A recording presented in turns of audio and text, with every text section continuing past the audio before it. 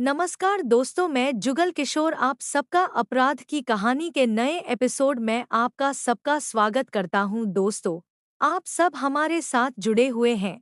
Channel को subscribe करें और लाइक करें और कमेंट करें। आपके सहयोग से मुझे हिम्मत मिलती है। कहानी अच्छी लगे तो अपने दोस्तों के साथ शेयर जरूर करें। चले आज की कहानी शुरू करते हैं। उत्तर प्रदेश के जिला मुरादाबाद की तहसील ठाकुरद्वारा से लगभग 8 किलोमीटर दूर दक्षिण दिशा में स्थित है गांव निर्मलपुर। वैसे तो इस गांव में हर वर्ग के लोग रहते हैं, लेकिन यहाँ ज्यादा आबादी मुस्लिम वर्ग की है। 9 जून 2019 को रात के कोई 10:30 बजे का वक्त रहा होगा। उसी समय अचानक इसी गांव में रोहताश के घर से चीखने चिल्लाने की आवाजें आने लगी। चीखने की आवाज सुनकर गांव के लोग चौंक गए, क्योंकि रोहताश का घर वैसे भी गांव के पूर्व में बाहर की ओर था। लोगों ने सोचा कि रोहताश के घर में शायद बदमाश घुस आए हैं। इसलिए पड़ोसी अपनी अपनी छतों पर चढ़कर उसके घर की स्थिति का जायजा लेने लगे। लेकिन रात के अंधेरे में कुछ भी मालूम नहीं पड़ रहा था। इसी कारण कोई भी उसके घर पर जाने की हिम्मत नहीं जुटा पा रहा था। रोहताश के घर से लगा हुआ उसके छोटे भाई छतरपाल का मकान था। छतरपाल का बड़ा बेटा सुनील प्रजापति अपने ताऊ के घर से चीख पुकार की आवाजें सुनकर समझ गया कि वहां कुछ तो गड़बड़ है।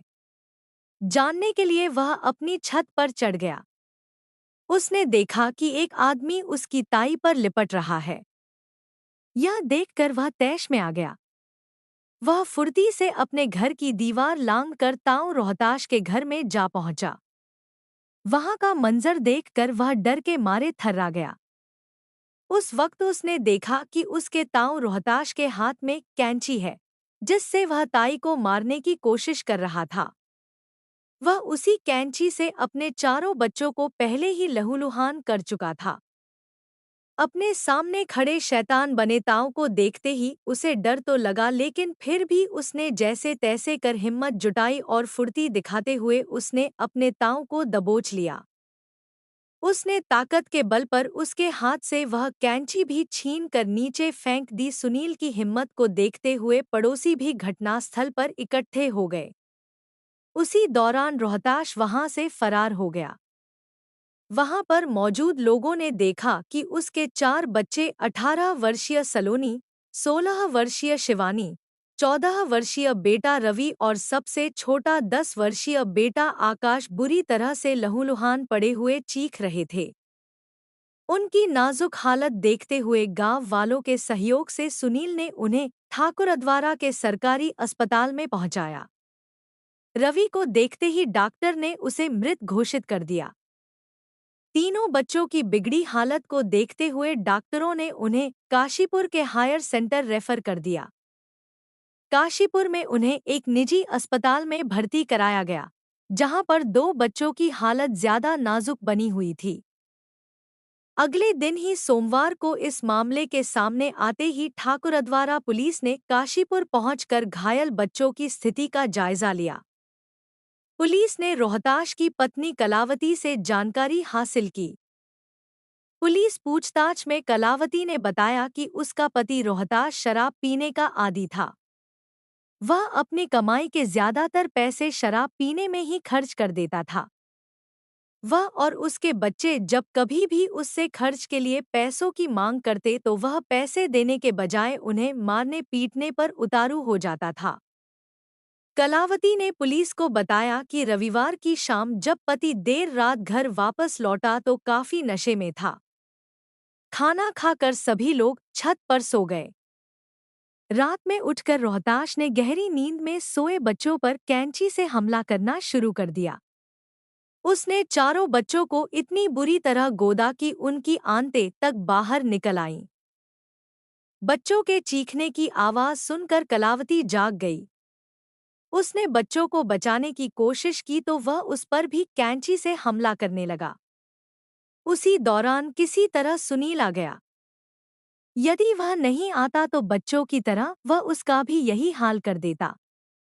पुलिस ने रोहताश के भाई विजयपाल सिंह की तहरीर पर रोहताश के खिलाफ हत्या और हत्या का प्रयास करने का मुकदमा दर्ज कर लिया। मामले की विवेचना कोतवाली प्रभारी मनोज कुमार सिंह ने स्वयं ही संभाली।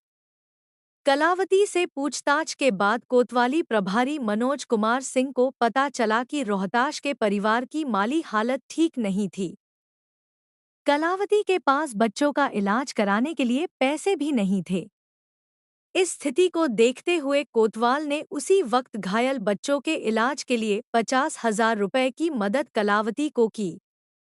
उन्होंने 50,000 रुपए कलावती के खाते में डलवा दिए। घटना को अंजाम देने के बाद से ही रोहताश फरार हो गया था। उसका पता लगाने के लिए 3 पुलिस टीमें गठित की गईं। पुलिस टीमें रोहताश को हर संभव स्थान पर खोजने लगी, लेकिन उसका कहीं भी अता पता नहीं था। इस केस की गहराई तक जाने के लिए पुलिस ने रोहताश के परिजनों के साथ-साथ उसके कुछ खास रिश्तेदारों से भी पूछताछ की। लेकिन इस पूछताछ में पुलिस के हाथ कोई ऐसा सुराग नहीं लगा, जिसके आधार पर पुलिस की जांच आगे बढ़ सके।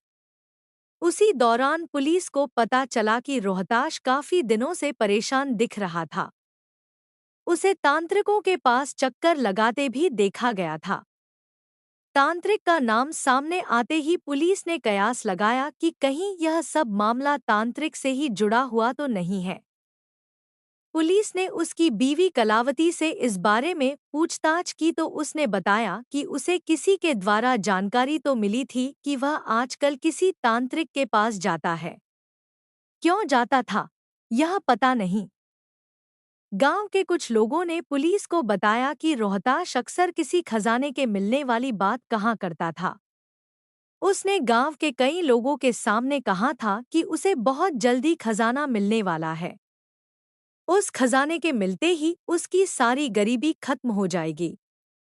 लेकिन उसने कभी भी इस बात का जिक्र नहीं किया था कि उसे खजाना किस तरह से मिलने वाला है।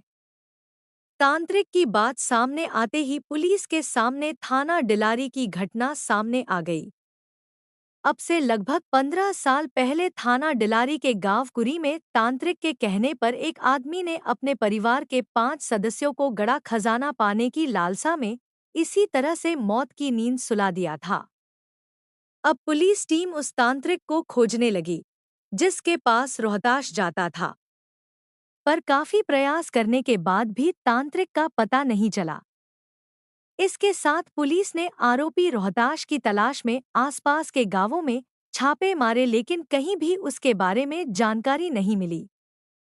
इसके बाद पुलिस ने उसकी गिरफ्तारी के लिए उसके फोटो लगे पोस्टर छपवा कर अलग-अलग गांव और जिले के कई थानों में लगवा दिए थे, जिसमें इनाम की भी घोषणा की थी।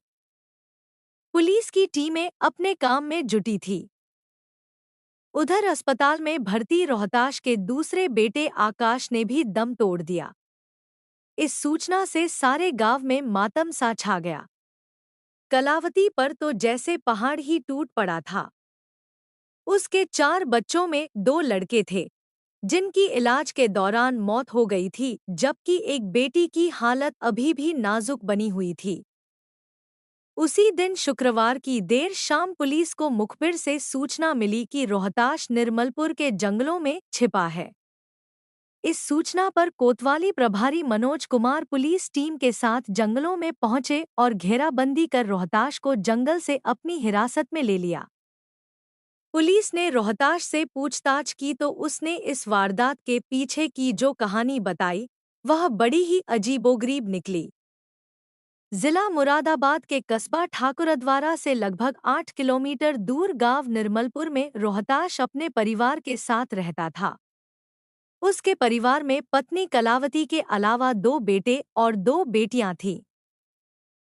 रोहताश टेलरिंग का काम करता था। उसके पास खेती की 2.5 बीघा जमीन भी थी। बच्चों को पढ़ाने की खातिर उसे ज्यादा पैसे कमाने की इतनी धुन थी कि टेलरिंग के काम के साथ साथ वह गांव में चौथाई पर जमीन लेकर उसमें भी खेती कर लेता था। कई साल पहले की बात है, रोहताश का अपने घर वालों से जमीन को लेकर विवाद हो गया था। जिसमें कलावती ने भी बढ़ चढ़कर हिस्सा लिया था। लेकिन कुछ दिनों बाद ही रोहताश ने अपने घर वालों से बोलना शुरू कर दिया। यह बात कलावती को बहुत बुरी लगी। कलावती ने पति की इस बात का विरोध किया, लेकिन रोहताश ने पत्नी की बात को तवज्जो नहीं दी। फिर क्या था, इसी बात पर रोहताश और कलावती के बीच झगड़ा होने लगा। उन दोनों के पारिवारिक जीवन में खटास पैदा हो गई। रोहताश पहले कभी कभार शराब पीता था, लेकिन पत्नी से कलह होने के बाद वह शराब का आदी हो गया।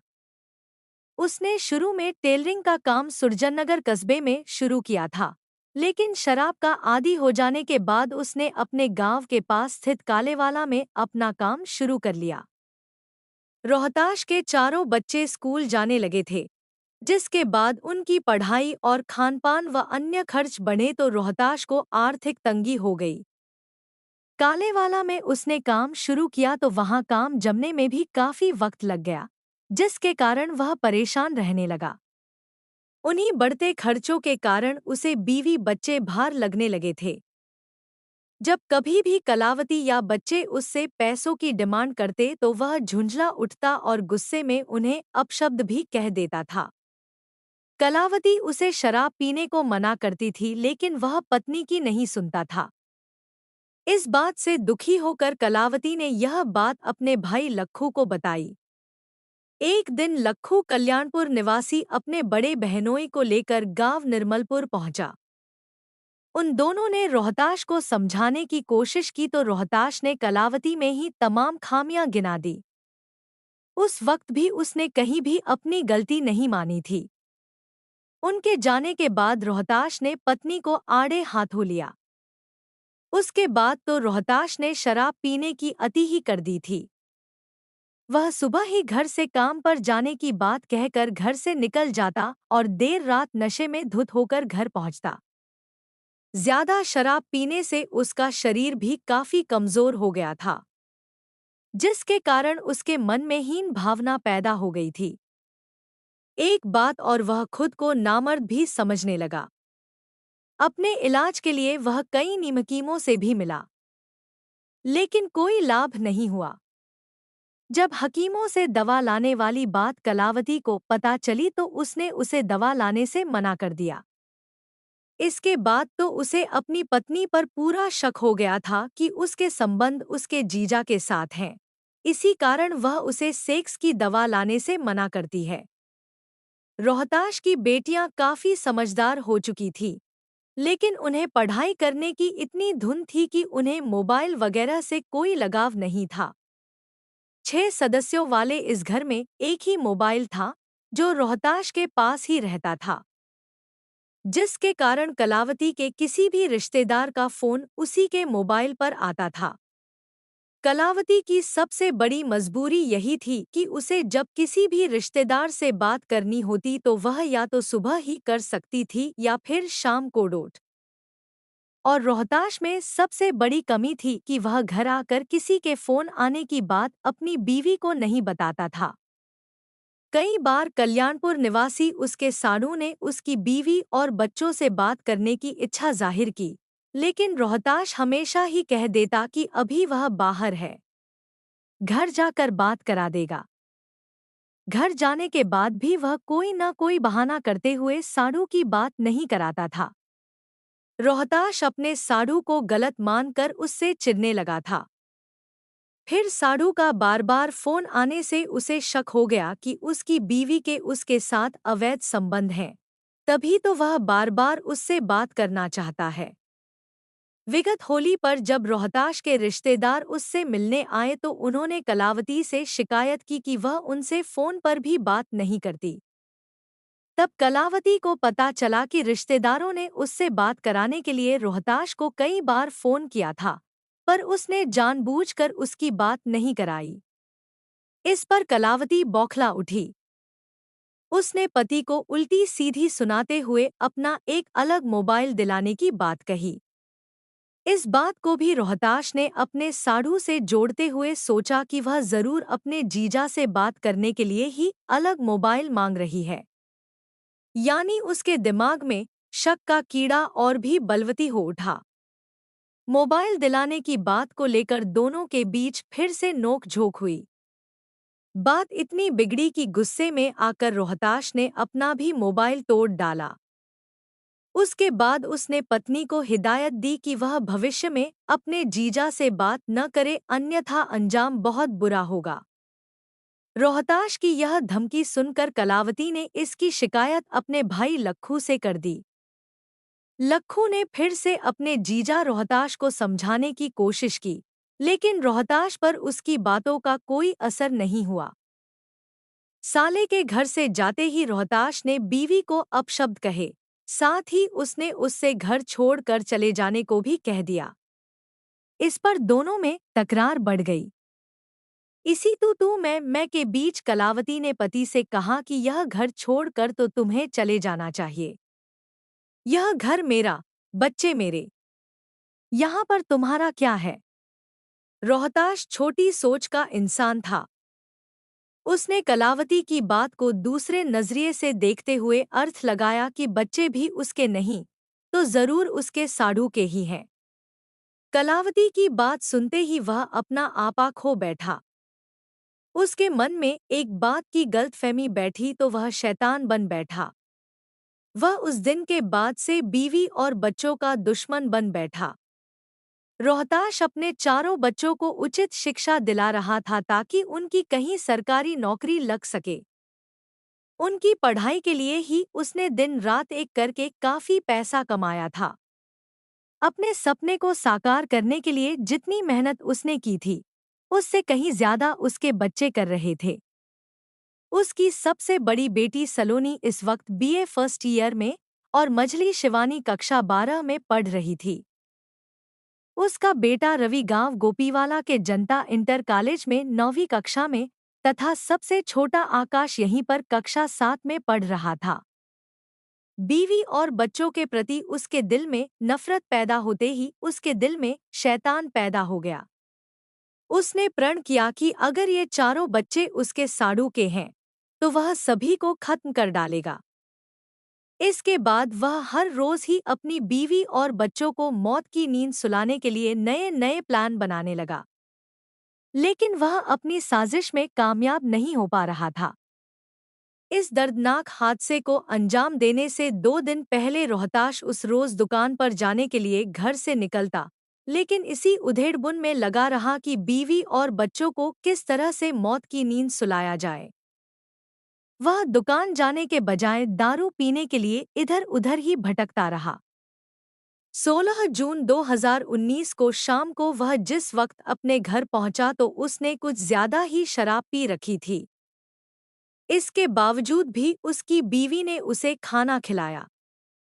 वह खाना खाकर छत पर जाकर सो गया।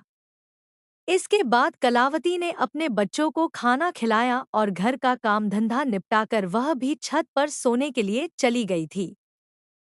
उसके 3 बच्चे छत पर सोए थे जबकि बड़ी बेटी शिवानी उस रात नीचे घर में ही सो गई थी।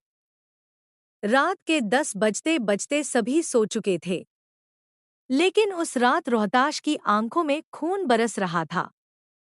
वह काफी समय से सभी के सोने का इंतजार कर रहा था।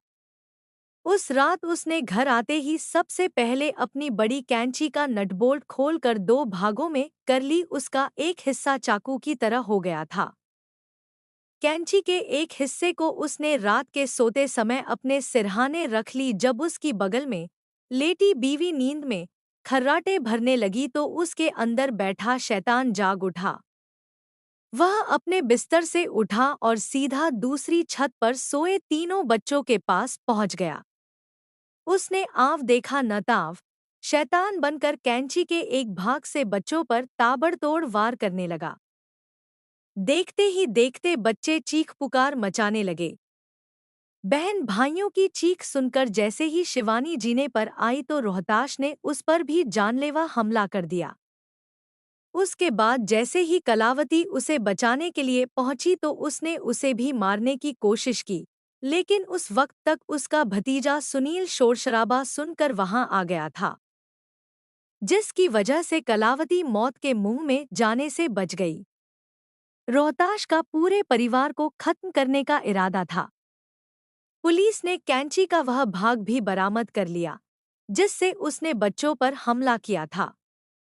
रोहताश से पूछताछ के बाद पुलिस ने उसे मुरादाबाद की कोर्ट में पेश कर उसे जेल भेज दिया।